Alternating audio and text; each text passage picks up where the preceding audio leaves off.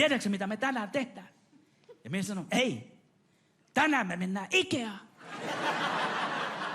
Silloin se on miettinyt, että jää, nohan se ihan kiva paikka. Ja vaikka täällä on sanonut, ei jumalauta, ei vaan jumalauta jaksais. Koska se on niin kuin Danten Inferno. Se vaan pahenee ja pahenee, koska sun pitää mennä se koko paskan läpi.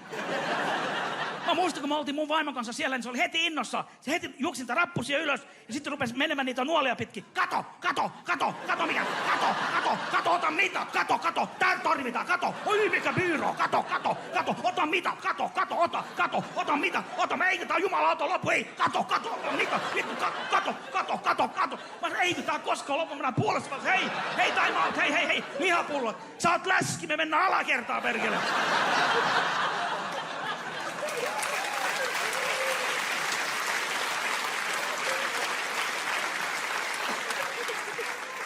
Siellä jatkuu sama show. Kato, kynttilöitä, kato.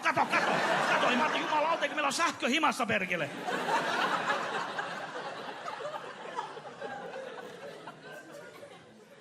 Sitten kun sä tuut kotiin, sä oot, nyt pääsee sohvalle vähän niinku makaamaan. Ei, sit sun pitää koota ne helvetit. Sit sä voit huutaa takas. Kato, ruuvi puuttuu, kato. Perkele Ikea, kato, ruuvi puuttuu.